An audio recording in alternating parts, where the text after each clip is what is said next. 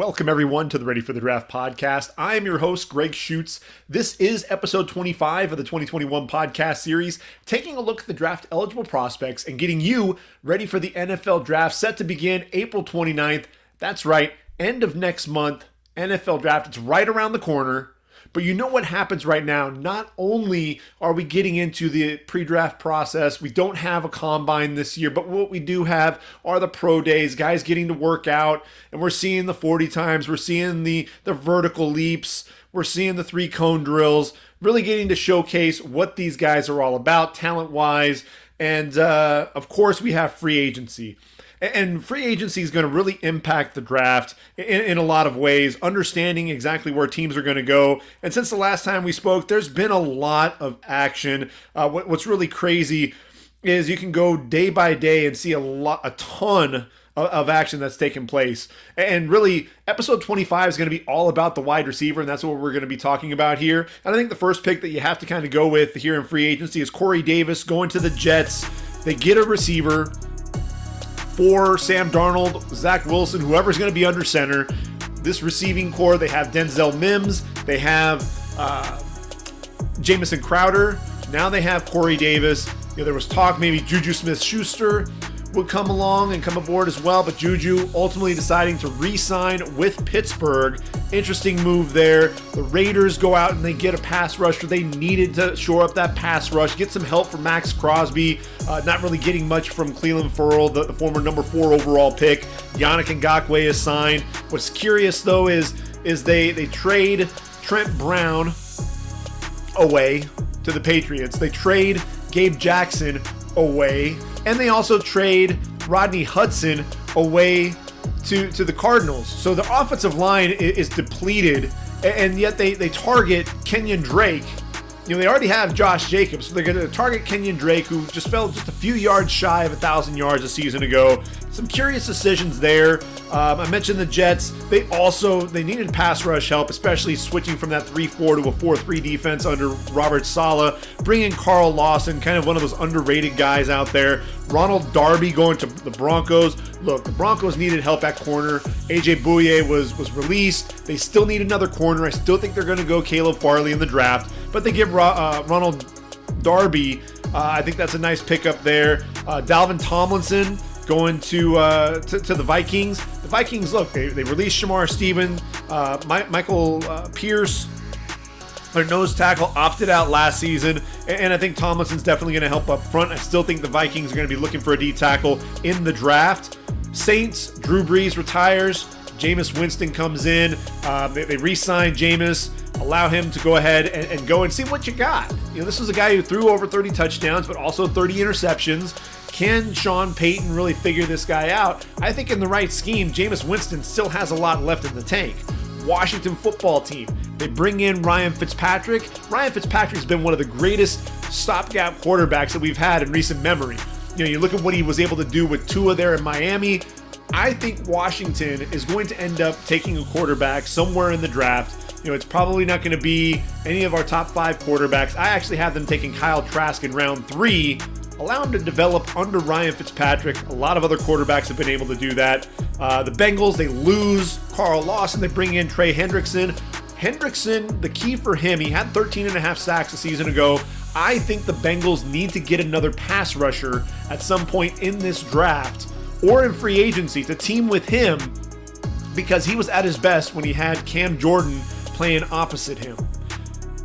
Patriots, look, they drafted 2 tight ends in last year's draft, Dalton Keene and Devin Asiasi in the 3rd round.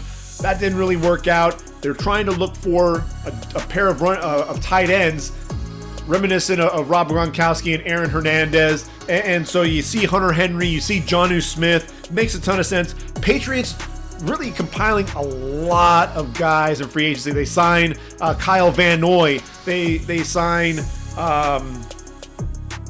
so many guys on defense, and I'm blanking on some of the names. But what I'm telling you, Nelson Aguilar and Kendrick Bourne, they're at the wide receiver position. They also bring in Jalen Mills, the defensive back as well, and Devon Godshaw, the nose tackle from Miami. bringing in a ton of guys. They're addressing a lot of needs. And what I'm seeing there is I think they're going to, it's something that Bill Belichick just doesn't do. He just doesn't spend a ton of money in free agency. I think they're positioning themselves, get a lot of those pieces that they need in free agency so that they can move up and get a quarterback. Go and get Trey Lance to play behind Cam Newton. There's your future quarterback there. Jaguars, look, Urban Meyer goes out. They need a corner to play opposite C.J. Henderson. They bring in Shaquille Griffin. Nice move there. Cowboys, if there's any question about them needing a corner in this draft, Chidobe Awuzie signs with the Bengals. I think it's now a done deal. They have to go corner there in round number 1. Houston, obviously there are issues going on right now with Deshaun Watson and his future. Tyrod Taylor brought in a nice stopgap quarterback, depending on what happens there. The Jags, we're talking receivers. Marvin Jones enters that group there. Ultimately going to be catching passes from Trevor Lawrence. He's going to be playing with DJ Chark and Laviska Shenault. Andy Dalton going to the Bears. Looks like he's going to be their starting quarterback there. This guy's only a couple of years removed from being able to take the Bengals to the playoffs. I love that Leonard Williams finally getting paid there with the Giants, finally having a breakout season there, 11.5 sacks. William Jackson III, the reason why the Bengals need a corner with Awuzie is because William Jackson III is going to Washington, and I like this pick. They bring in Awuzie, they bring in Hilton, they get their a corner on the outside, they get the slot, and I love that pairing there. So addressing some needs through free agency. Trent Williams re-signing with the Niners. They get their left tackle, everything's set there. Rams trade Michael Brockers to the Lions. I think this is really a cost-saving measure for the Rams. The Lions, they need to shore up. Really, they need to get a pass rush. They need to stop the run. That front has just been porous and has not been able to generate much momentum at all. So I like the fact that they bring in Brockers, get another defensive lineman in the draft. AJ Green going to the Cardinals. I think this is a nice pick. They bring in the elder statesman. They've got J.J. Watt, who's 31. AJ Green is 33. And, look, Larry Fitzgerald could come back to this squad as well. They've got DeAndre Hopkins, Christian Kirk, not really a number 2 wideout. They've been missing that. So I think it's nice to bring in AJ Green, but I still think they're going to draft another receiver. They need to get that vertical threat that they're missing ever since John Brown left the franchise. Jayon Brown staying there in Tennessee. Like to see that. Hassan Reddick. You want to talk about a guy who did a tremendous job there for Carolina, really getting after the quarterback, kind of his last-ditch effort to kind of save his career, really. This was a guy who was kind of struggling to get anything going, but he ends up with double-digit sacks, and he's going to Carolina. I like the move there. And look, he's a guy that played at Temple. Who was the coach at Temple? Matt Rule. I'm telling you, Matt Rule's going to take Mac Jones with that number 8 overall pick. Mark my words. Kyle Long coming out of retirement, goes to KC. He's going to play guard. You got Joe Toney coming from the Patriots. He's going to play the other guard position. Now, if they can only figure out what they're going to do with the tackle position, the fact that they've released both Eric Fisher and Mitchell Schwartz, it's going to be interesting to see what happens there. Washington absolutely needed a receiver, so what do later on in the week? After getting some corners, they get Curtis Samuel from the Panthers, and this is a guy, look, I talked about potentially them taking Kadarius Toney. Curtis Samuel ends up taking care of that need. I still think they're going to go with the receiver, a bigger receiver at this point that can make some plays down the field. They do have Gandy Golden on the roster. That he's going to be in play. Kelvin Harmon, another bigger receiver. So they may be okay with that receiver position. They can go offensive line, go linebacker early. Look, the Seahawks, they needed a tight end, especially with Greg Olsen leaving. So retiring. Gerald Everett coming in. He was playing in the shadows of Tyler Higbee there with the Rams. Really kind of underutilized. I like that pickup. Patrick Peterson. All-pro Patrick Peterson. Spent his entire decade in the league with Arizona, the Cardinals. He signed a 1-year deal in Minnesota. And he's ultimately... There are a lot of guys there that you're looking at. Jeff Gladney and Cam Dantzler. So he's going to be playing kind of that role to help develop these guys. Future Hall of Famer. He's still got a lot left in the tank. Let's not get that twisted at all. But look, what this means is Arizona is going to get a corner. I think they get J.C. Horn sitting there at number 16. I mentioned Kyle Van Noy to the Patriots. How about the Chargers? I figure they're still going to try to go after Pat Freiermuth in round number 2, but even if he's not around or they look for other needs, they have Jared Cook in their back pocket.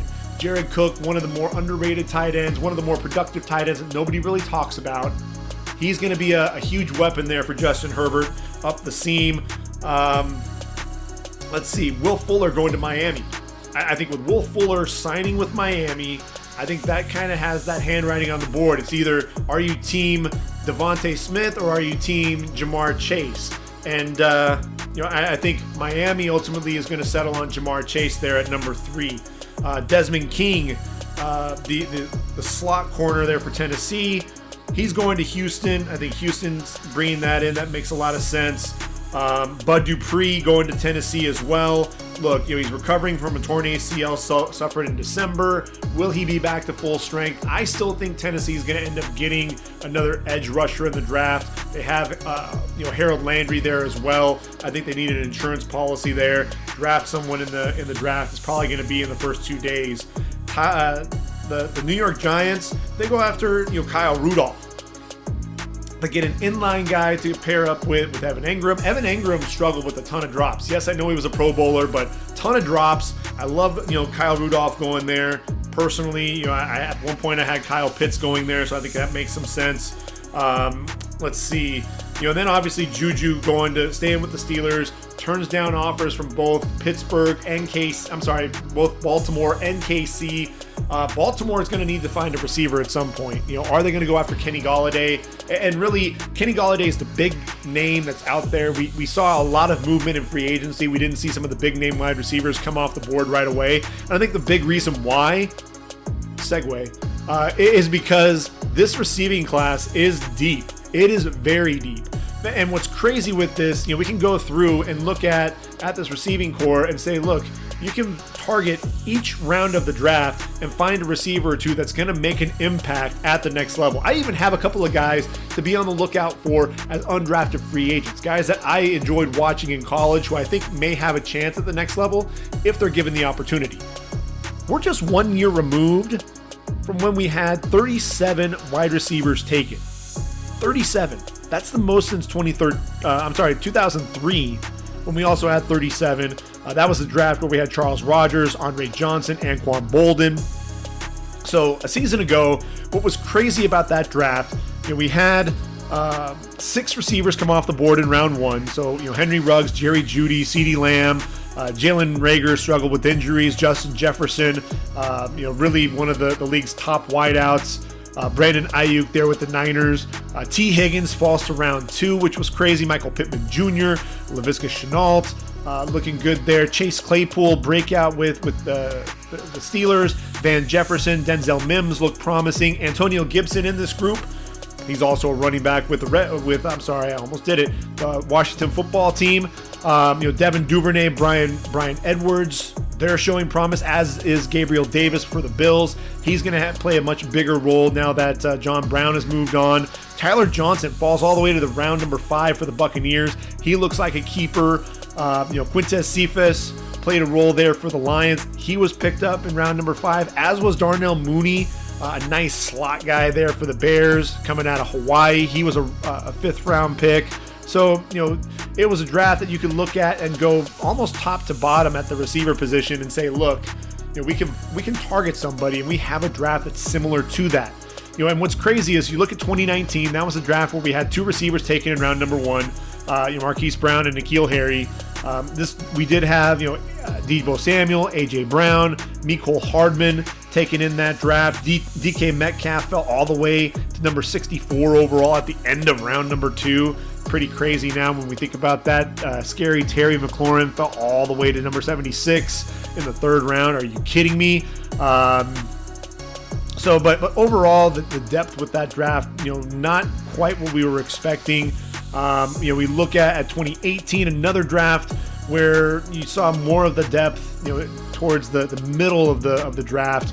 So, DJ Moore and Calvin Ridley, the only two wideouts coming off the board in round 1, but you did have Cortland Sutton, Dante Pettis, Christian Kirk, Anthony Miller, James Washington, DJ Chark, Michael Gallup, Traquan Smith. These are all guys that were taken in round 2, 3, and 4. So it's pretty remarkable, that draft. Marquez Valdez-Scantling, been a big play threat there for Aaron Rodgers. He was taken in round number 5. No more as a speed guy, not known for his hands, but he's really kind of helped shore that up a little bit. And then, 2017, we go before that. This was a draft where we were real heavy at the top, and you had Corey Davis, Mike Williams, and John Ross all taken in the top 10. Kind of surprised a little bit, but there was nobody else that was going to be drafted on the first day of the draft. So you saw teams like the Titans, Chargers, and Bengals nabbing those guys in the top 10. Then after that, we did have some pretty nice depth, though. Curtis Samuel, the aforementioned Curtis Samuel, same with Juju. Cooper Kupp, also taken in round numbers at the top of round 3, actually. So they're, looking at the rest of that draft, though, there are guys kind of up and down careers. Not really a ton of guys that really stuck. David Moore actually was a 7th round pick coming out of East Central Oklahoma, going to the Seahawks. He's now a free agent, but a guy that made some plays there for Seattle. And as we're going back these 5 years, we look at 2016. And that was a draft where we saw 4 receivers come off the board in round 1. The Corey Coleman, Will Fuller, Josh Doxson, Laquan Treadwell. Not a ton of success at the top of that draft, but if you'll remember, and this is why I'm bringing this up as we go through this, is we see some of the depth, the guys, receivers that aren't taken on day 1. Fear not, because there's plenty of guys that are out there who can make plays and be weapons. So in that 2016 draft, on day 2, Sterling Shepard, 40 overall. Michael Thomas, 47 overall. Tyler Boyd, number 55. Now we go to round number 4. And you've got guys like Malcolm Mitchell, Chris Moore, Farrell Cooper. Let's scroll down to round number 5. 165 overall. One of the most dynamic receivers in the league. Tyreek Hill. Rashard Higgins, also playing a nice role there for the Browns. So it's one of those things to where you can still get guys on day 2 and day 3 of the draft, and guys that are still going to make an impact. So wanted to make sure that we point that out as we go through this. And something to keep in mind is you're going to have receivers taken on all 3 days of the draft, and there are going to be guys that are going to hit on all 3 days of the draft. So let's jump in, take a look at all of these receivers. We've got a lot of guys to cover, so let's go ahead and just get after it and start talking about these guys. So at the top of my list, I've got Jamar Chase. And look, Jamar Chase, 6 foot, 208. Everyone forgets that this guy put up numbers that are comparable to what DeVonta Smith did in his Heisman Trophy winning season in 2020. 84 catches, 1,780 yards, which is a 21.2 yard per catch average, 20 touchdowns. Yes, this was the juggernaut offense that Joe Brady was running, but you watch Joe Burrow in the league, had a pretty decent season before he got hurt. I don't think it was a fluke. You can sit there and say it all you want. It wasn't a fluke. Come on. But Jamar Chase, what's really fun about watching him is he's so physical with that route running. Does a really good job bullying defensive backs to create separation late. He's going to get physical with you. Is he going to run by you? That's going to be a big question mark, is some of that top end speed. But the route running as well. You don't see the route running as much with, that was Justin Jefferson. That was really what Justin Jefferson was so good at. But he's really good working off the line of scrimmage. He's going to fight through the jam, really good with his releases, setting his man up. And then once he gets that release, uses that body position to allow him to be the only person to make a play on that football. Dynamic in the open field, because he is so difficult to bring down. He may not necessarily be able to run by you every time, but man, if you try to tackle him, he's gonna make you pay. So I love Ja'Marr Chase. I think he's going number 3 overall to the Dolphins. Then you look at the Heisman Trophy winner, DeVonta Smith, 6 foot 175. I heard Dan Orlovsky compare Ja'Marr Chase to Larry Fitzgerald, ESPN's Dan Orlovsky. And when I look at DeVonta Smith, people are comparing him to other guys. I see Marvin Harrison. I think similar build, in terms of the quickness, running sub 4.40s. You look at DeVonta Smith, and man, you can't argue with what this kid was able to do. It's quite staggering when you look at some of the numbers and just everything that DeVonta Smith was doing out there. Finishes, back-to-back 1,000-yard seasons, but look, 117 catches for 1,856 yards and 23 touchdowns. And really, when you watch him, especially in that national title game, he hurt his hand in the first half and still had 12 catches for 215 yards and 3 touchdowns. I mean, the production was ridiculous, and nobody could really cover him. Some of that was the scheme. You would see Steve Sarkisian, just kind of that mad scientist there. He'd have receivers moving in different directions and defensive backs moving with the other guys, moving with John Mechie, moving with Slade Bolden. Why are you moving with those guys and leaving DeVonta Smith wide open? Well, he had some nice schemes that were really able to take advantage of that, some of these aggressive defenses. And, there's DeVonta Smith. He's polished with the route running, very explosive, does a great job with his release coming off the line. He plays bigger than that 6-foot frame. And the thing that I really love about him, you're going to get him with full extension. He's going to high point the football, attacks the ball in the air, fearless, not afraid to go over the middle, works the sidelines very well, tremendous body control. He's my number 2 wideout, and it's pretty close. It's almost 1A, 1B. I think ultimately I'm looking at the Lions there at 7. That'd be a nice pickup there. Possibly even the Giants at 11. Reason why I'm not saying the Eagles is I think the Eagles are going to take Kyle Pitts. I think that's ultimately what's going to happen. But anyway, Jaylen Waddle is my number 3 receiver. Some people have him as their number 1. I wouldn't argue with you too much. 5'10", 182 pounds, the junior. Explosive. Look, in 6 games before he got hurt, 28 catches, 591 yards. That was 21.1 yards per reception. This is a guy who reminds you a lot of Tyreek Hill with his explosiveness, that get off the line, just so explosive, and a guy that has that home run speed.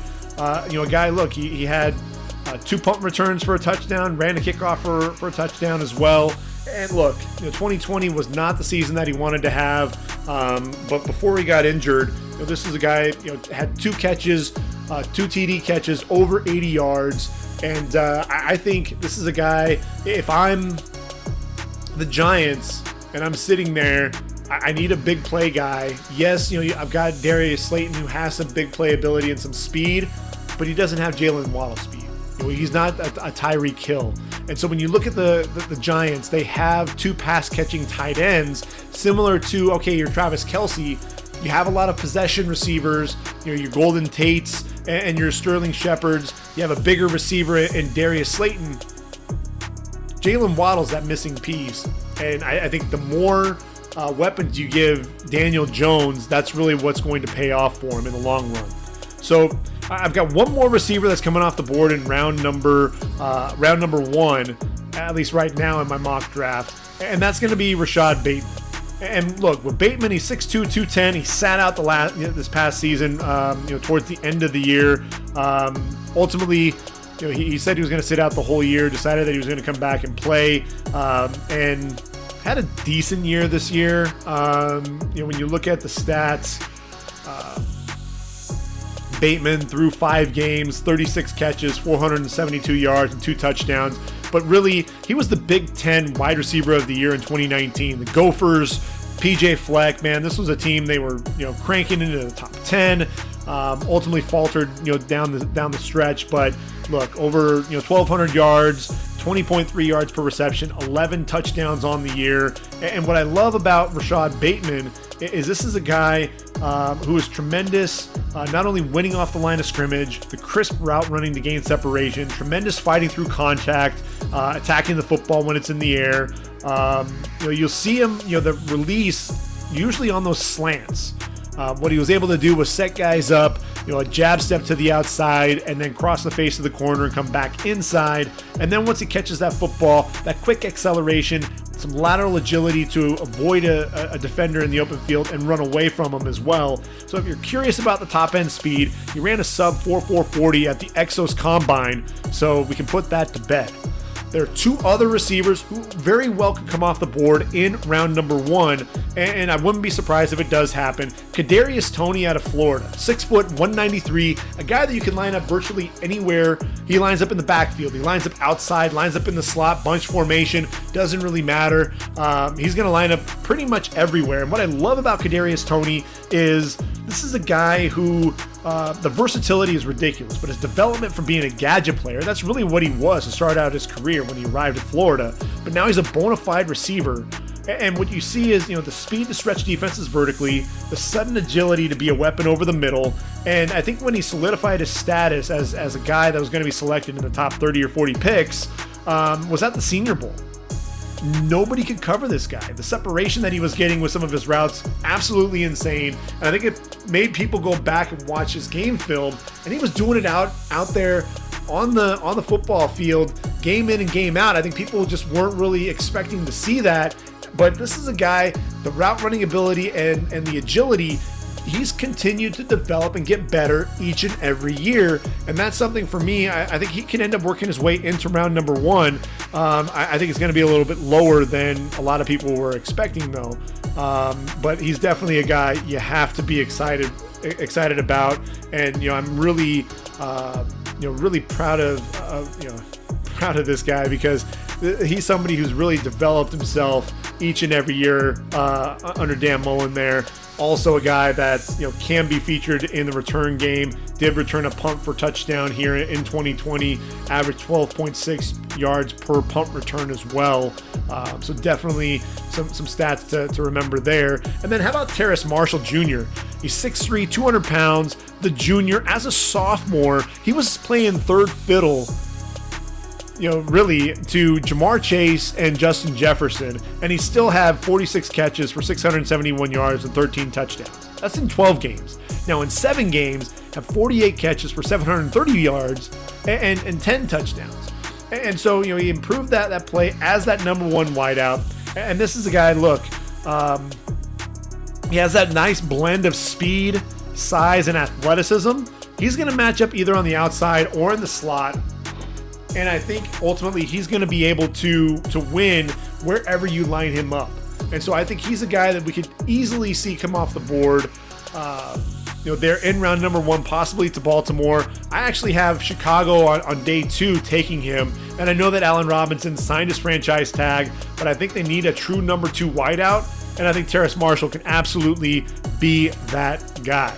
So those are the guys that I think could end up coming off the board in round number 1. I think ultimately you're going to see 1 or 2 of those guys fall to round 2, because look, the receiver class is so deep. You can wait until round 2, day 2, talking even into round number 3, and get a guy who can be a playmaker for you. How about Rondale Moore out of Purdue? This is a guy who burst onto the scene in 2018 as a freshman, 114 catches, over 1,200 yards, 12 touchdowns. Also had 21 carries on the ground, 10.1 yards per rush, 2 touchdowns. This guy was so explosive, and he was just a big ball of muscle. This was a guy that was, 500-pound bench press, 600-pound squats. He's lifting with the offensive line. Everyone's talking about this guy.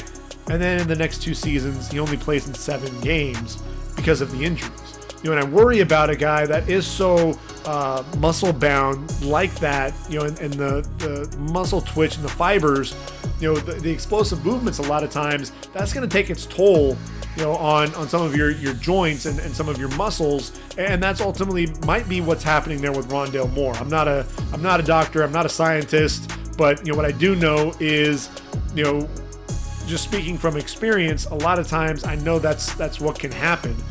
So you do worry about that a little bit. He's definitely a high risk, high reward type of a guy, but when he is healthy, few actually have that explosiveness for the football. The suddenness with the route running, the speed to go the distance on any play. But it's going to come down to the medicals. They're a huge red flag. That's ultimately going to determine where he'll come off the board. Could he be a round 1 receiver? Absolutely. Is it going to happen though? Probably not. And that's unfortunate. I think, if the Ravens wait until day 2, because you do need pass rush help, especially with Yannick Ngakoue and Matt Judon leaving. Yes, you did re-sign Tyus Bowser and Pernell McPhee, but that's not going to be enough. I think you need to go ahead and get Azeez Ojulari there if he's available at 27. Get your receiver on day 2. I think the Saints could do well to get Elijah Moore out of Mississippi in round 2 to really complement Michael Thomas, and make up for the loss of Emmanuel Sanders, who was let go.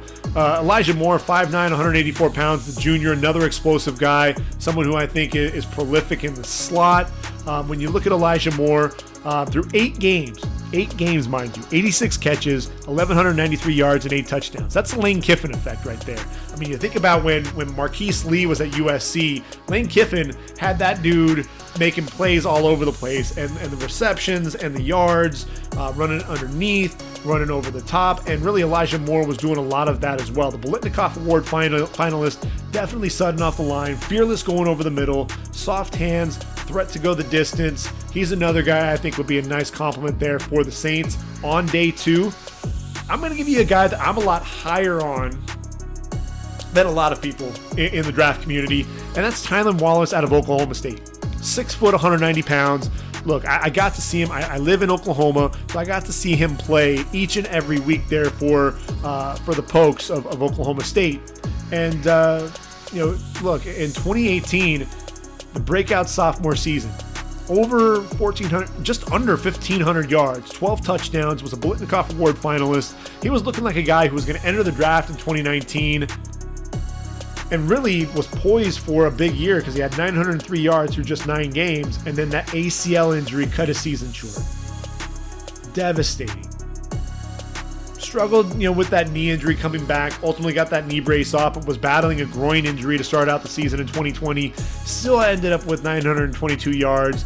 And look, this is a dude, he plays bigger than his size. He's 6 foot 190. He plays so much bigger than that. He fights through contact. He loves to get physical. That's the thing that's so fun about Tylan Wallace. He's going to go up and high point that football, and there's going to be contact. He's going to fight through that. I mean, it's ridiculous. The ability to create that late separation as he's elevating as well, does a great job with that. He's going to wrestle the football away from a DB, so it doesn't matter just how physical you get. That 50-50 ball, if he's anywhere near it, he's going to come down with it. And he's another guy, I was worried about that top end speed. How fast was he really going to run? Ran a sub 4.40 at his pro day. That turns heads. To me, that took him from a 3rd or 4th round pick into round number 2. And I'm looking at you, Green Bay. You've got Davante Adams there on the outside. You've got a couple of bigger receivers in Allen Lazard and Marquez Valdez-Scantling. Tylan Wallace is going to be a nice complimentary receiver there for Davante Adams, whether it's on the outside or in the slot. I really like that pick. Number 62, why not? Go ahead and take it. So those are the guys I think could potentially come off the board there in round number 2. Now in round 3, here's what's interesting. I don't have Amari Rodgers in my top 10, but I think this is a Trevor Lawrence effect. I think you get a guy that's going to be familiar. And yes, we do have Marvin Jones. I didn't mention Philip Dorsett, but he also signed with the Jags in free agency. I'm looking at Amari Rodgers. He ran the ball a little bit, was a running back at his pro day. I mean, he's built like a running back. He's 5'10", 210, for goodness sakes. Perfect in the slot as well. He's sudden off the line. He'll make you miss in the open field. Difficult to bring down because of that size. And, like I said, he's built like a running back. Went over 1,000 yards this past season, 77 catches on the year, and 7 touchdowns. To me, when I look at Amari Rodgers, I just think, that slot receiver and a guy that I'm sure Trevor Lawrence would love to have, one of his favorite targets. I think it makes a ton of sense for the Jags to look at taking him there in round number 3. But again, he's not going to be the only guy that's going to come off the board in round number 3. After him, you're looking at a guy like Amon-Ra St. Brown out of USC. 6'1", 195. Few receivers were as reliable as him for the Trojans. Sudden off the line, but he's so smooth with the route running ability. Fearless coming over the middle. He'll take a big hit, hang on to the football. A knack for finding openings in the defense to make a play. If there's a hole in the zone, Amon-Ra St. Brown is going to find it, and he's going to make a play on the football. He's strong through contact when attacking the football in the air. Dynamic in the slot, but he can line up on the outside as well. I'm looking at the Eagles. I think he'd be a nice receiver there for Jalen Hurts. And when we look at Amon-Ra St. Brown, over 1,000 yards in 2019, was leading the Pac-12 in receptions with 41 in 2020. Battled a little bit of an injury that kind of cut things short a little bit for him. But man, Amon-Ra St. Brown is a guy that I think is flying under some radars, and I think people are really underestimating him. Look, it's a football family. He's got Equinemius St. Brown with the Packers. His brother Osiris played football there at Stanford, and I mean, of course, he's got Mr. Olympia, his dad. So a guy again lived in the weight room. A guy who also very cultured. His dad, world traveler, speaks multiple languages. I think you're getting a nice player there in Amon-Ra St. Brown if you're the Eagles. I think the Cardinals. I just mentioned that they ended up taking A.J. Green in free agency, but I'm still looking at, I mentioned they need a guy, John Brown, Dwayne Eskridge, 5'9", 190. This is a dude that's going to get vertical. He's going to run by you. And I look at the separation and the route running that he was able to display, the acceleration, running away from defenders at the Senior Bowl. He's got legit 4.3 speed. It just makes way too much sense. I think he's going to be a nice pickup there in round number 3 for the Cardinals. After that, there are 3 other guys that I've got coming off the board in round number 3. I think Tutu Atwell. I think he'd be a nice pickup for the Browns. They've got Jarvis Landry, they've got Rashad Higgins, they've got Donovan Peoples-Jones. Odell Beckham Jr., whether he stays, whether he goes, I think they still need that guy. That threat coming out of the slot, potentially on the outside. One of those smallish receivers, dynamic and sudden, maybe even quicker than he is fast. I think Tutu Atwell fits the bill. Look, he's diminutive. He's 5'9", 165 pounds, but he's definitely a lot tougher than he looks. Because I mean, he's a little guy, but man, very explosive, very sudden, the lateral agility to make people miss in the open field as well. And look, with Tutu Atwell, over 1,000 yards in 2019, played in 9 games, just 625 yards, but that offense there for Louisville, I think they struggled at times getting the football and making some plays down the field. But I think Atwell, some people have him coming off the board in the 2nd round. I think he's one of those guys, because of the depth at the position, falls to the 3rd round. I think the Browns would be a nice pickup for them. Bills, look, you got Stephon Diggs, you've got Gabriel Davis, you've got Cole Beasley. They signed a receiver, but I still think you can get a guy like De'Ami Brown out of North Carolina. 6'1", 185, total 20 touchdowns in back-to-back 1,000-yard seasons the last 2 years. But really, it's at 20.1 yards per catch average over that same 2-year span. A guy that is a definite dynamic vertical threat there for UNC, but the inconsistent hands is what's going to push him down towards the end of round 3, and I think that'd be a nice pickup for the Bills. Let's see, who else do we have? How about big Seth Williams there for Auburn? This is a dude, he can play. He ran a 4.5 40 at his pro day, so a lot faster than I was expecting for a guy that's 6'3", 211 pounds. Uses that big frame. This is a guy that's going to box people out, box those defenders out, use that length to his advantage. He climbs the ladder and high points the football. This guy was a master of the back shoulder throw. It seemed like anytime they were throwing a back shoulder, it didn't matter who was covering him. It didn't matter if it was Tyson Campbell, whoever it was, Eric Stokes. Whoever the corner was there in the SEC, if you throw a back shoulder throw to Seth Williams, you knew one thing was going to happen. Seth Williams was coming down with that football. And again, that physicality that he brings to the position. I look at a team like the 49ers. I look at them with that receiving core. They've got Brandon Ayuk and Deebo Samuel. Bring a bigger receiver, toughness. I think that'd be a nice pickup there. So those are guys that I have coming off the board on day 2. But again, a lot of guys that we could end up seeing coming off the board on day 3, and I want to get into those discussions as well. Jaylen Waddle out of North Texas. He's 5'9", 174 pounds. Another guy that's tiny. But look, racked up 31 yards in his last 2 seasons for the Mean Green. Played in just 9 games this past season. But check this out. Posted 6 games over 100 yards. So 6 of the 9 over 100. 2 consecutive performances over 200 yards, and closed out his career with 24 catches for 451 yards and 8 touchdowns in those final 3 games. And when you watch the film, it's the quickness and acceleration. Plus, he's fearless. He's attacking defenses both on the outside and over the middle.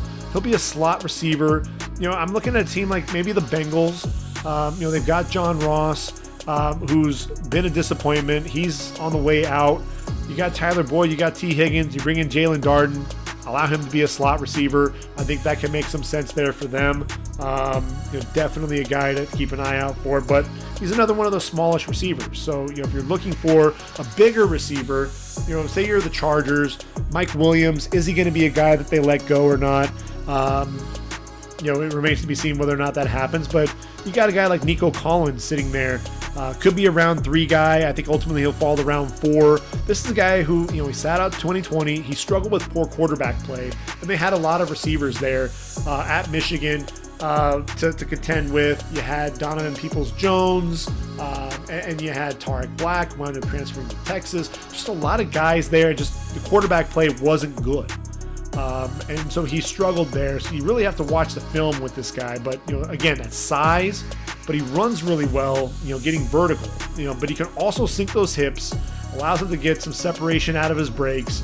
And then he uses that size to his advantage, puts himself between the corner and the ball, attacks the ball in the air by really extending those arms for the football. And so he plays a lot, uses that frame to his advantage. And I think he's going to be more productive as a pro than he was at Michigan for obvious reasons. Cornell Powell out of Clemson. This was a guy who showed up at his pro day, and I think Twitter just about had a heart attack. Everybody just talking about the physical specimen that they saw in front of them. And I remember, the last time we heard anybody really talking about something like that, it was DK Metcalf. So maybe people should take notice. Running in the 4.5 range, if I'm not mistaken. He's 6'1", 210 pounds. This is a guy who really had to sit behind a ton of receivers, from Mike Williams to T. Higgins, Hunter Renfrow, Ray McLeod. Finally getting his shot to break out in 2020, really. 4 games with 100-plus yards. Had 3 games where he averaged over 20 yards per reception. Scored at least 1 touchdown in 6 of the Tigers' final 8 games. He can stretch defenses a little bit. He's going to go up and contend for those 50-50 balls. Can be a weapon in the slot as well. Some nice versatility there for the receiver position. And then a guy like Sage Surratt. I think either the Chargers, if they don't go Nico Collins, I think he could also go to the Raiders, a team with Henry Ruggs and Hunter Renfrow. Given that Tyrell Williams and Nelson Aguilar now have new homes. Sage Surratt, look, he's 6'3", 215 pounds. He sat out this past season. I would have loved to have seen him actually play, because you wanted to see what he was capable of in that junior season, with the follow-up to the sophomore season, where he racked up over 1,000 yards, 66 receptions, 11 touchdowns, 9 games played, but an injury finished the season. So you really wanted to see what type of playmaker was he going to be, because he does struggle to separate from defensive backs at times, and you saw that again at the Senior Bowl. But look, he's big, he's strong, he's physical, excellent timing, body control, and attacking the ball in the air. That inability to separate is going to be a concern. So I really want to see what he's going to run in that 40 time. But I think the 4th round right now feels like the right value for Sage Surratt. Continuing at the receiver position, we had a Scary Terry alert there with the Redskins. I think we've got another Scary Terry. It's Tamorrion Terry out of Florida State. He's 6'4", 210 pounds. And the junior here, he put up monster numbers as a sophomore. Over 1,100 yards, 19.8 yards per reception, 9 touchdowns. That blend of size and speed, and a guy who just knows how to use his size to his advantage. I'm a big fan of Tamorrion Terry. I wish I would have gotten to see him play the entire season. Only got to play in 6 games. But this is a guy, look, he does a great job coming back to the football along the sideline. a guy that also understands how to set his set his man up in front of him on this quick screen. Took it 2 steps to the inside, cut it back to the outside, ran by the corner, took off down the sideline. That was a game against Georgia Tech earlier in the season. But look, he's 6'4", and he moves really well for a guy that size. So again, a guy to watch out for. I think he's somebody that teams are going to have to do a little bit of homework on, make sure that there aren't any off-field issues with him. But definitely a guy that would be a nice get on day number 3. Marcus Stevenson out of Houston. He's 6 foot 190, a guy that has 4.4 speed, can stretch defenses vertically, 9 touchdowns in both his sophomore and junior seasons. And they struggled. Houston did with the limited schedule due to COVID and all the cancellations. Still was able to score touchdowns in 3 of his 5 games that he played in. I think he's going to be a nice vertical threat, a complimentary receiver though, which is why he's coming off the board on day 3.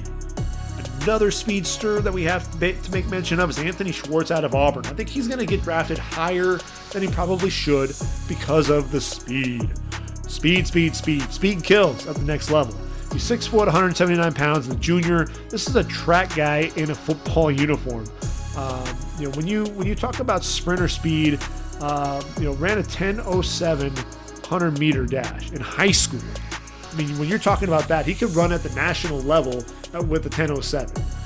Is he going to win? No, because you got guys like Christian Coleman and Trayvon Bromell breaking the 10 seconds, running into the 9.9, even the 9.8s. So Schwartz may not necessarily be on that level, although if he were to train full time, it'd be interesting to see what he could do.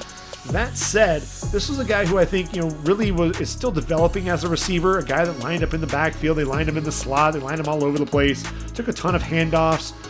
But really, 2020 finally got to showcase himself as a receiver.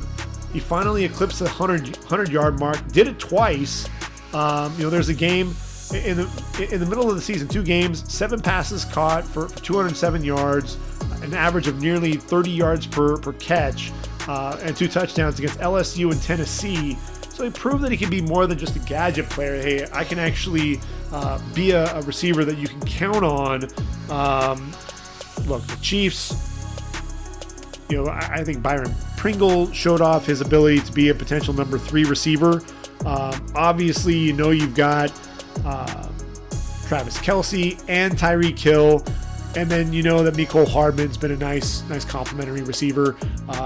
I look at Demarcus Robinson and Sammy Watkins, 2 guys with a ton of speed. They may not be back. You need to find another receiver with speed, and there's no doubt that Anthony Schwartz is one of the fastest dudes out there. So it just feels like a match made in heaven there with KC. So now we're getting into some of these other receivers, mid to late day 3.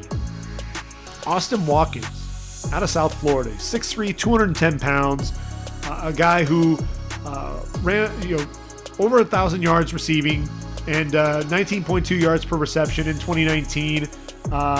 Battled some injuries in 2020, but this is a guy. Look, he's a big target, physical, a guy that's athletic, a guy that's going to beat you on the outside. I'm a big fan of Austin Watkins, and a guy that I think could end up surprising some people there in the draft. Take 2. Then you have a guy like Austin Watkins. Watkins, 6'3", 210 pounds, out of UAB, over 1,000 yards in 2019, and a guy, over 19 yards per reception. This is a guy who can be a downfield threat.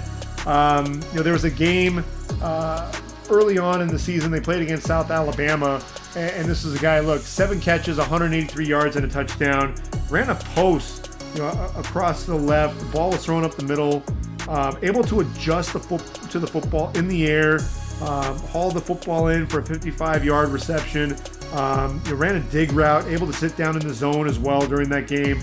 So, a guy who I think can also make you miss, has a large catch radius, just a guy who I think is going to end up surprising people at the next level. Feels like a 5th-round guy to me. Another guy that I really love is Jonathan Adams out of Arkansas State. This is a dude look, what he did against Memphis and K-State, this was where this was a receiver who actually benefited quite a bit from COVID. And it sounds kind of strange, but a lot of the conferences that did not start out the season allowed Jonathan Adams to really play on a national scale, and man, did he deliver. If you watch that K-State game, he had 8 catches for 98 yards and 3 touchdowns, and they ended up beating the Wildcats there out of the Big 12, the Red Wolves there for Arkansas State. But just the physicality that he played with was just absolutely ridiculous. And there was a play, and it was actually an incomplete pass, but it was unreal. It was a slot fade from the 15-yard line. He gets to the front pylon, his foot hits the goal line, and he elevates over the corner, fully extends his right arm over the cornerback's shoulder. He's kind of even with the guy's helmet, hauls it in with one hand for the touchdown, basically grabbed the nose of the ball, had the possession as his foot hit the ground, but the ball ends up popping out, resecures it, but they still call it defensive pass interference. What happens on the next play? 3-yard touchdown, back shoulder throw on a stop route, able to box out the DB, hauls in the pass. This is a guy plucking the ball out of the air with with tremendous hands. Look, the dude's 6'3", 220. He's going to be big. He's going to be physical.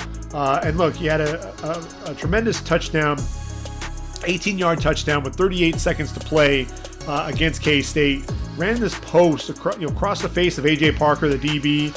Ball was thrown out in front of him. Goes up high and elevates with the corner on the back hip for a touchdown to end up winning the game. And look, Jonathan Adams also ran a 4.5 140. For a guy his size running that 4.5 140, I think that's huge for him. To me, that solidifies his status as a round 5 receiver. He's a guy to me that I think you got to keep an eye out for. You've got Trevon Grimes out of Florida. He's 6'4", 218 pounds. Another big physical receiver. A guy that's going to go up and high point the football. He's a guy to keep an eye out for if you're looking for those bigger receivers. Transitioning to a couple of smaller guys, you got Whop Philyor out of Indiana. He's 5'11", 180 pounds. A year removed from a 1,000-yard season. Michael Penix Jr. goes down to injury, and really his production struggled. Although, if you watch that game against Mississippi in the Outback Bowl, he had 18 catches for 81 yards. I mean, a guy that was shifty in space, but just so reliable with his hands. Weapon over the middle, fearless, very tough. Very sudden with his route running to create some separation, and he was the security blanket time and time again as that game went on. And so keep an eye, Whop Philyor late in the draft, a guy who can end up being a slot receiver and be a favorite target for a quarterback at the next level. Daz Newsome out of North Carolina, another guy who's 5'10", 190 pounds, 1,000-yard receiver in 2019. This is a guy who has tremendous concentration, a guy that can get down the field a little bit, but a guy who I think also was able to work the underneath routes to allow De'Ami Brown to be that vertical threat. So to me, Daz Newsome was a little bit more reliable. He may not be as explosive as De'Ami Brown, but De'Ami Brown had a lot of the drops, and I think Daz Newsome, he'll be a guy that'll fall to round 5, round 6, but I think he'll be a solid receiver at the next level. Dax Milne was a favorite target of Zach Wilson, a guy that can get down the field, possession guy as well, very sudden and elusive in space, former walk-on too, so a guy that you really have to be pulling for. Over 1,100 yards this past season, and 8 touchdowns, 17 yards per reception for the junior there out of BYU. I think Shi Smith is one of those sudden slot receivers. He's only 5'10", but a guy who I think can definitely make plays over the middle of the field. He'll be a guy late, mid to late rounds. Caden Johnson out of South Dakota State, a guy from the FCS schools, the Jackrabbits, 5'10", 180 pounds. And this is a dude, look, over 2,800 yards receiving, 28 touchdowns in just 3 seasons, because remember, did not play in 2020. Also a guy that is able to take back a couple of kicks for touchdown. He did that as a true freshman there for South Dakota State. He's a guy that I think can stretch some defenses on the outside a little bit. Really good hands, a reliable receiver, mid-round guy that I think is going to stick with a franchise. Simi Fehoko out of Stanford, very intriguing. Ran a 4.37 40 at 6'4" and 227 pounds. And this is a guy who I think is continuing to develop. If you saw him in that UCLA game, he was a guy that was virtually uncoverable. And really he and Davis Milne,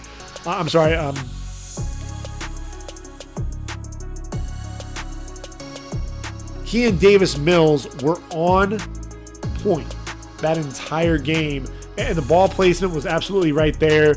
And he's going to be a guy that's going to stretch defenses. You just worry about whether or not there's that JJ Arcega-Whiteside effect. A guy that can stretch vertically, but is he going to really generate any separation if he's going to move laterally at all? And that's going to be the big question mark there for Simi Fehoko. One guy who is explosive and has no problem creating separation, that's Ihmir Smith-Marsette. 6'1", 179. He turned on that Holiday Bowl against USC a season ago. You watched the guy who just absolutely dominated, scoring touchdowns every which way as a receiver, as a running back, as a returner. Very explosive guy. Somebody who I think needs to develop a little bit more in terms of route running. Let some of those passes get into his body a little bit as well. But definitely a guy who I think can be a vertical threat at the next level. Marlon Williams out of UCF, 6 foot 213. He's going to be one of those guys. He's not the flashiest, but when you think about it, through 8 games, he still went over 1,000 yards this past season. And a guy who I think, again, he's going to be mostly a possession guy, a guy that's going to work the middle of the field. Look, 15 yards per reception, so he's not going to be a guy that's going to necessarily take the top off of a defense, but he'll work the middle of the field, he'll work the sidelines, he'll be a nice possession guy at the next level. If we were talking about vertical leaps, then Josh Imatorbhebhe would be our number 1 overall pick. Why? Dude jumped 46 inches. 46. That's insane. 46-inch vertical leap. I mean, 6'2", 220 pounds. Here's the problem, though. He was at USC for a couple of years, battled some injuries, only caught 2 passes in 2 games. Didn't see the field much. Transfers to Illinois, and 55 catches, 930 yards, 12 touchdowns. But a guy, you still have that question mark. He did, amass, 19.2 yards per reception in 2019. 2020, production wasn't all that great. Illinois struggled at times. Big reason why Lovie Smith was let go. But he's just one of those mystery guys, and a guy you just wondered why he wasn't able to put everything together. I saw some drops on some easy passes, so that may play into it as well. Des Fitzpatrick is another guy I think is going to be a late round pick there for Louisville, 6'2", 210. And this is a guy, look, the last 2 seasons, really became more of a downfield threat, including this past season, 833 yards, 19.4 yards per reception, 21 total touchdowns in his career. He's a bigger physical guy to Tutu Atwell, the speed, nice complementary duo there. So I like him as a late round guy. And now we're getting into some guys who may or may not get drafted. You've got Warren Jackson out of Colorado State. Got to remember Warren, a guy that can high point the football, can play outside the numbers. He's 6'6", 215, over 1,100 yards through the air, and 8 touchdowns. Remember Preston Williams? He was a guy at Colorado State, a guy that was dominating the competition. Undrafted free agent, goes to Miami and makes a name for himself. Warren Jackson, I could see having a similar future at the next level. Brennan Eagles, a huge receiver. He's 6'4", 230 pounds. A guy who, look, Texas, they had a lot of different receivers. And obviously Sam Ehlinger at quarterback. This was a quarterback who was very streaky, struggled at times with accuracy. But when they needed a big play, Eagles was the guy that they went to. Josh Palmer out of Tennessee. Look, he's 6'2", 210. Not the flashiest guy, a guy that's going to be physical, especially as a blocker on the outside. I don't know if he is going to get drafted. There are some people who think he may end up being an early day 3 pick. I just don't see it. We're going to get in, these next few guys are definitely going to be undrafted free agents, but guys who I think can end up making a play for a roster spot at some point. Antonio Nunn out of Buffalo. He's 5'11", 200 pounds. Nobody's really talking about this guy, but he runs really good routes. Does a good job stacking the corner, and then ultimately able to show that concentration, hauling the football in. He wins through the jam at the line. Does a really good job flattening out those routes as well to make it easier for the quarterback. He ran a 4.42 and a 4.47 at Buffalo's Pro Day as well. A guy who I think, he can play bigger than his size. I say that quite a bit, but look, he's 5'11", 200, but he's one of those guys, that I honestly thought that he was 6'2", 6'3", because of the way that he was able to high point footballs, attack the football in the air, catching footballs over guys. Then you have a guy like Trey Walker out of San Jose State. He's 5'11", 180 pounds, a year removed from going over 1,100 yards there for San Jose State. He's a real possession guy. He's not the biggest dude by any means. He's quicker than he is fast. He's going to set guys up really well. Has a really good feel for where the defender is. In terms of if the defender is over pursuing, he can kind of sense that and be able to spin off of that and get back to the outside. Also, if somebody's coming in to tackle him, the spin moves as well back to the inside. So definitely an intelligent receiver with this route running ability. Isaiah McCoy out of Kent State, a bigger receiver, is 6'2", 200 pounds. He'll be a guy that I think he and Brandon Smith out of Iowa, they're a couple of really, really good athletic receivers. Brandon Smith, he's 6'2", 210. Wasn't really utilized that much there at Iowa, but I think he'll be a guy. Those are two guys, he and McCoy, are going to be guys that will get a look just because of their athleticism. Jeremiah Haydell may end up getting a look just because of the catch against SMU. If you haven't seen it, it was Odell Beckham Jr.-like. Stutter off the line, jab inside, releases to the outside, fades to the wide side of the field, elevates, goes up with one hand, his right hand, secures it, and then ends up coming down inbounds for a 5-yard touchdown, but he extended back just like OBJ for that catch. It was only a 5-yard reception, but it was one of the more spectacular 5-yard receptions that you'll see. And then one final receiver to talk about, and that's Appalachian State's Thomas Hennigan. He's probably not going to run the fastest 40 time by any means, but he's 6'1", 205, and this is a dude who is just tough. He's a tough dude, a guy who's very reliable with his hands. He's going to catch the ball in traffic, always working back to the football. He's physical as a blocker. I like his route running ability as well. He doesn't have a lot of speed, but he still knows how to get open. He's also savvy, the ball thrown underneath. He's going to try to work back to the football, ends up drawing some pass interference calls because of that. This is a dude who also battled a leg injury throughout the entire season. Dude didn't miss a game. He did not miss one game. So to me, I look at Thomas Hennigan. He's a guy that at least deserves a shot, if nothing else, just a shot at the next level, because I think he has some of that playmaking ability. We have a little bit of time. Why not talk about the tight ends, right? Kyle Pitts is an absolute monster. 6'6", 246 pounds there out of Florida.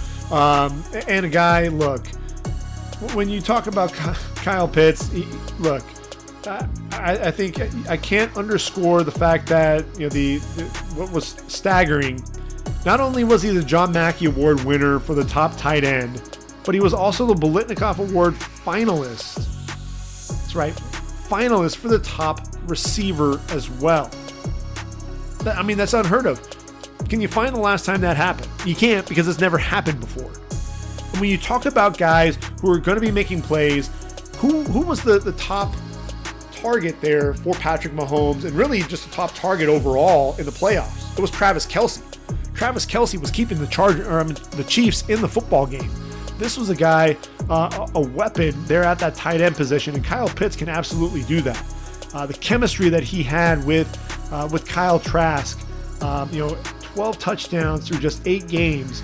This is a guy who was running by Kelvin Joseph. He helped, got Kelvin Joseph to widen, and then ultimately ends up taking that inside release and takes him up the seam and scores a touchdown. He's elevating over guys. He's running by, it didn't matter if it was J.C. Horn or Tyson Campbell. He's going up against some of the bigger bigger corners, and he's making them look silly.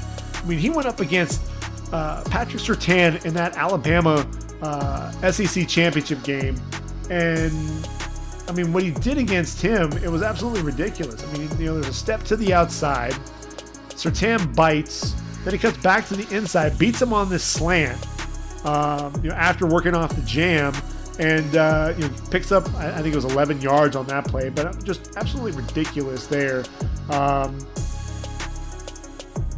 He's a guy that is going to just make you look silly.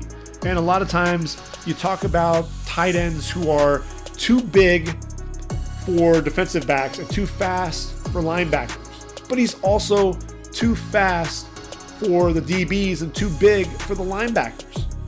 Mismatch nightmare. Could he go to the Falcons at 4 if they want to stay with Matt Ryan? Sure. Could he even be an answer there for the Jets if the Jets traded down? Absolutely. Why?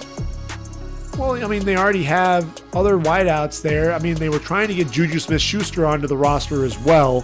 They already have Corey Davis. They have Denzel Mims and Jamison Crowder. Chris Herndon's not a bad number 2 tight end. You get Kyle Pitts in there to team with Sam Darnold. I mean, you're starting to build yourself a lot of weapons around him with Mekhi Becton and George Fant. If you feel that he's going to be your right tackle, then you've got some pieces there on offense all of a sudden. Just, food for thought there. But I think he's not going, could the Bengals take him at 5? Sure, they absolutely could. They're in desperate need of a tight end. But I'm ultimately looking at the Eagles at 6. Zach Ertz is looking for a trade partner, and they do have Dallas Goedert. But I think when you look at what Nick Sirianni, he's coming from the Colts, right? And Mo Alley Cox and Jack Doyle, they ran a lot of double tight end sets there. And so I really think what you can do is you've got Goddard, who can be inline. You can also line up in the slot, but I think he can be more of your inline guy. Then you got Kyle Pitts on the outside. Look, he can be a receiver. He can be whatever the heck he wants. Whether it's Alshon Jeffrey and Deshaun Watson, they're both gone. Sure, you can line up Kyle Pitts as a receiver. Line up as the X. Doesn't really matter because of the athleticism and his ability to make plays. Kyle Pitts, to me, should be a top 10 pick. And look, if TJ Hawkinson can go in the top 10, I believe it was number 9 overall to the Lions, then you absolutely have to expect that this is going to be Kyle Pitts' year where he's going to really break the mold and potentially come off the board in the top 5 or 6 picks. It can absolutely happen. Tight ends, look, Pat Freiermuth, they call him Baby Gronk for a reason. I think the Chargers could still end up targeting him. I mentioned the Bengals, and if you look at my mock draft that's on the website right now, I actually have him going to the Jacksonville Jaguars. The Jaguars, they let Tyler Eifert go, and James O'Shaughnessy is also a free agent. And look, Baby Gronk, his name is Baby Gronk for a reason. Punishing inline blocker, both in the running game and then also taking care of the quarterback. Can do a really good job sealing the edge, generates a ton of movement when squaring up defenders, picks off moving targets at the next level. Also dangerous in the passing game though. Soft hands, stretches defenses vertically, makes plays after the catch, and a knack for finding the end zone. Has 16 touchdowns in 3 seasons. All of these skills very reminiscent of Gronk. So I think it really furthers that nickname there. And I look at the Jags. They bring in Pat Freiermuth.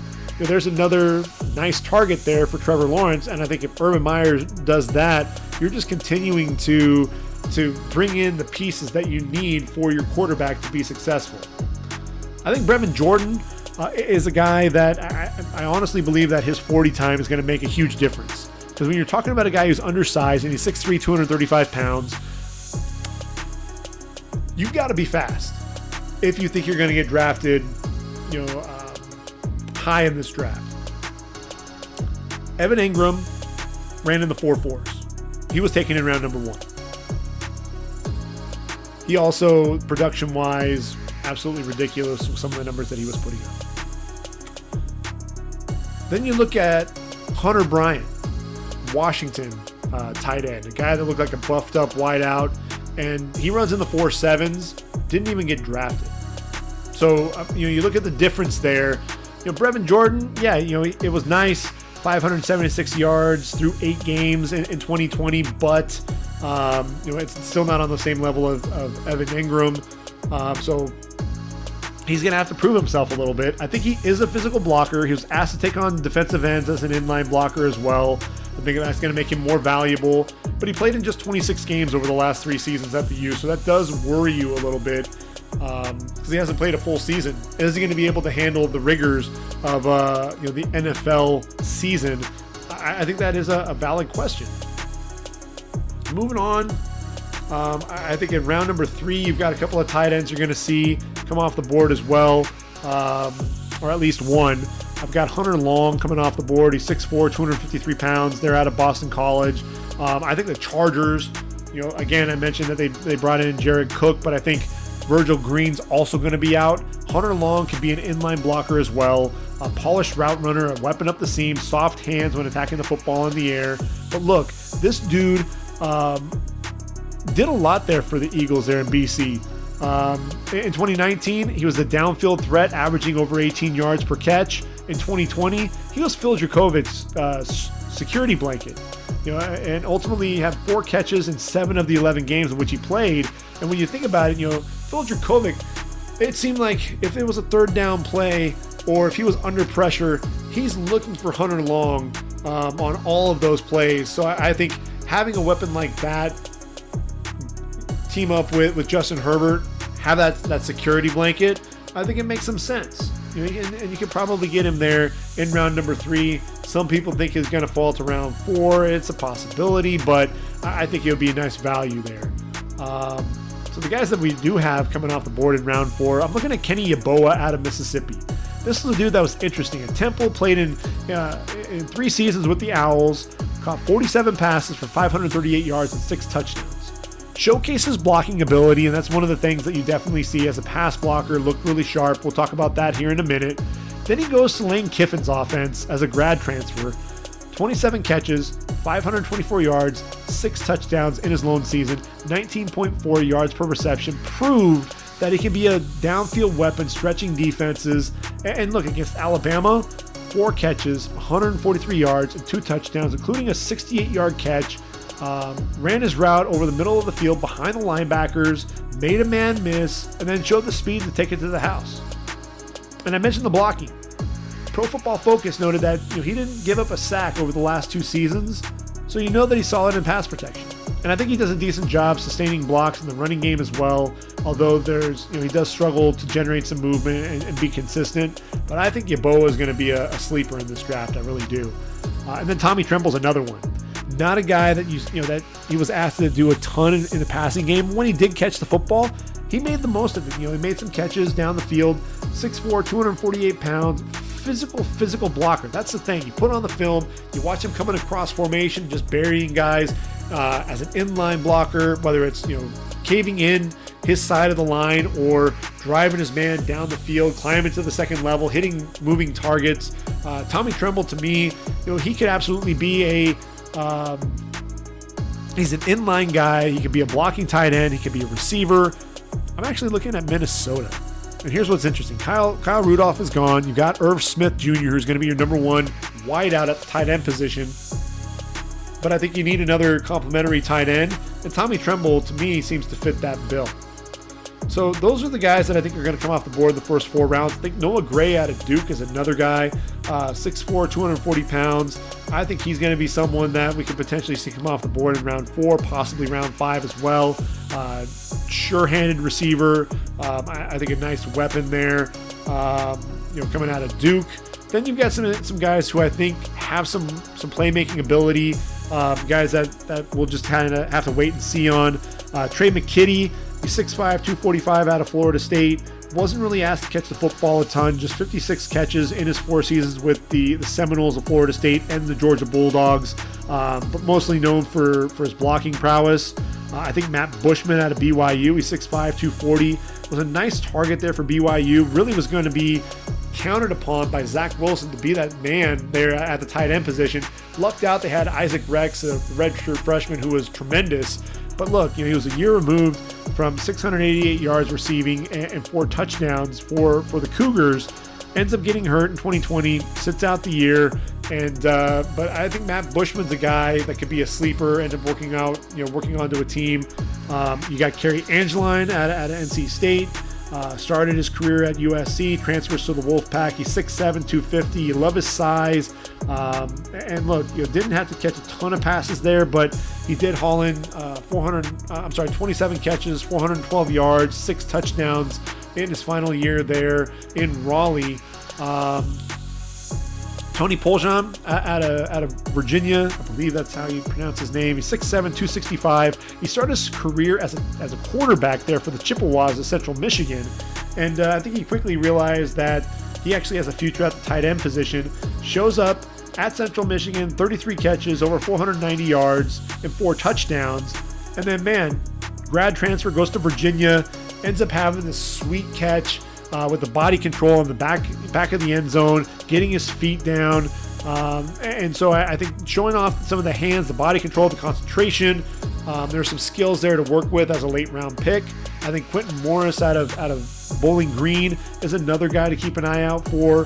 Had 649 yards receiving there in 2019.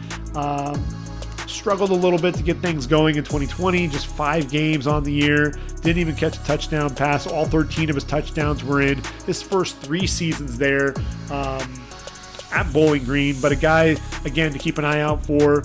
Blocker, inconsistent there, but definitely a nice athlete. You look at Josh Peterson out of Louisiana Monroe, ULM, 6'5", 235 pounds, and a guy who I think from a receiver standpoint, a guy who, look, he can stretch defenses a little bit, reliable guy, a guy that can stretch you up the seam, a guy that can make plays after the catch. You definitely want to be able to see that. And so he's a guy to me that I think can end up being one of those late round guys that teams are going to jump on as well.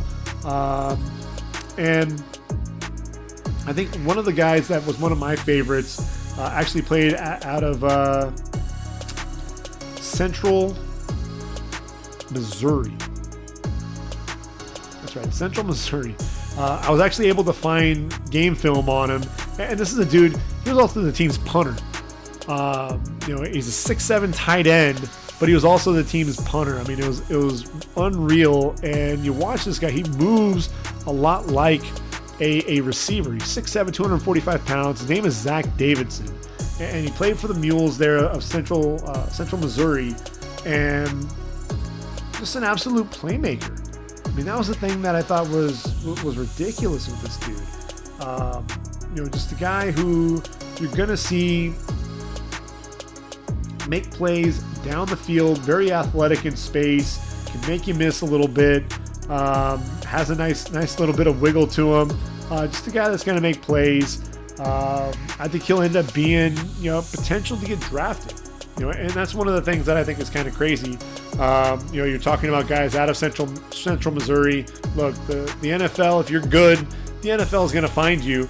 And when you put on the game film, it's pretty clear that this is a guy that can be a downfield weapon. I think he still needs to work on some of his blocking ability, some of his route running, but the athleticism is absolutely there. And for a guy that his size to move as well as he does, I don't want to see him get lost in the shuffle. He's a guy that I think needs to get some of that attention. Other guys to consider: Miller Forrestall. He's battled a ton of knee injuries. Finally healthy, 6'5", 242. He reminds me kind of a guy that could be an H-back at the next level. I think Sean Beyer out of Iowa, another guy who's going to be a blocking tight end. He has a chance to get drafted. Kylan Granson out of SMU. Yes, he puts up a ton of numbers, over 1,800 yards, 16 touchdowns in his career at Rice and SMU, but body catcher. That's something that kind of worries me a little bit when I watch him play. You got Briley Moore out of Northern Iowa, then moving on to Kansas after that. Kansas State. Definitely an athletic guy on the outside. To me, I look at him. He feels like more of an H-back type of a player as well. Talented guy, but when I look at this tight end class, outside of the first few guys, and I mentioned the guys in the first first 3 days of the draft. Pitts, Freiermuth, Long, Jordan, Tremble, Yeboah, potentially Gray as well. 7 guys. Outside of that, there aren't really a lot of guys that excite me. Guys that I think could potentially play, but they're going to be developmental guys. Look, Josh Peterson, Zach Davidson, Quentin Morris, Tony Poljan. All these guys are going to be developmental tight ends. You know, and that's one of the things to where they're going to be late round picks or undrafted free agents. And when you talk about the tight end position, last year we only had 12 tight ends drafted. That was the lowest since 2016 when we had 11. And last year that's when we had Cole Kmet come off the board in round number 2. Asiasi, Josiah DeGuara, Dalton Keene, Adam Troutman. Kind of a weird draft. A year removed from having Hawkinson, Fant, and Smith Jr. come off the board in the first 50 picks. So it's going to be interesting. Obviously, you know that you're going to have Kyle Pitts come off the board in round 1. Freiermuth likely in round 2. Jordan in the round 2 to round 3 range. And then after that, I think Hunter Long's off the board next. He and Yeboah, possibly Tremble. And then after that, it's kind of a big drop-off. So if I'm a team that's looking for a tight end, I may very well draft a little bit higher than I would like to make sure that I get one of these 6 or 7 guys, because otherwise I'm getting a developmental guy who's likely not going to be able to make plays right out of the gate. He's going to be a guy that I'm going to have to, like I said, develop. Going to have to work on the blocking ability. Going to have to work on some of the route running, potentially even the hands, and making sure that the ball doesn't always get into the body, that you're a consistent hands catcher. So I think there's going to be some work to do there at the tight end position. Not really an overwhelming position in this year's draft. And when I worked out the numbers, I had about anywhere between 11 to 15 tight ends taken. So that's about right, because we've had in the last 5 years 11, 14, 15, 16, and 12 tight ends taken in the draft. So I think I'm about right there, but I wouldn't be surprised if we're kind of on the lower end when it's all said and done. So we were able to get through all of the receivers, over 40 receivers, as well as some of our tight ends as well for the draft. All things receivers. And look, I don't think we're going to hit 37 receivers. I think we'll probably see about 34, 35. The big question mark is going to be just how many receivers come off the board in round number 1. Will it be 4 like I'm thinking? Could we see 5 or 6? Absolutely. I don't think we're going to see any more than 6, but I think you're going to see a lot of value in rounds 2 and 3. And then obviously, like we talked about in some of the previous drafts, there are going to be receivers that'll come off the board in rounds 4 and 5 who will end up making plays and really being those sleepers there in the draft. And we'll talk about them a few years down the line like we did here today. And be talking about those guys saying, wow, how we missed that. Why were they taken off the board in round 4 or 5? But hopefully we at least covered some of those guys here. And we talked about the fact that there are some playmakers and some sleepers that are going to end up falling to round 4 and 5 because of the depth of this draft class. So we're going to go ahead and call this a podcast for today. Episode 26, I'm going to be releasing that in just a couple of days. And that's going to be the 3rd installment of the From a Fan's Perspective segment. I'm actually going to sit down with Jeff Paez, who is a huge Miami Dolphins fan. We're going to take a look at free agency. We're also going to talk about the draft. I want to find out if he's Team DeVonta or Team Jamar.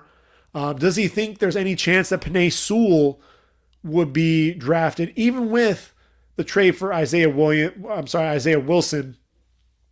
I don't see it happening, but it's good to at least ask and see what his thoughts are. Curious to get his take on the 18th overall pick. You could go running back. You could go offensive line if you wanted to. You can go secondary. I actually have him going with an edge rusher there.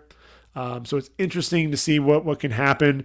I think day 2 is when they're going to get their running back to really take over the starting duties from Myles Gaskin and Sullivan Ahmed. So there'll be a lot to talk about there with Mr. Paez. So until then, I hope everyone enjoys their week and enjoys their weekend. We'll do this all again soon here in the coming days. For ReadyForTheDraft.com, this has been the Ready for the Draft podcast. I've been your host, Gregg Schutze. Take care, everyone, and I am out of here.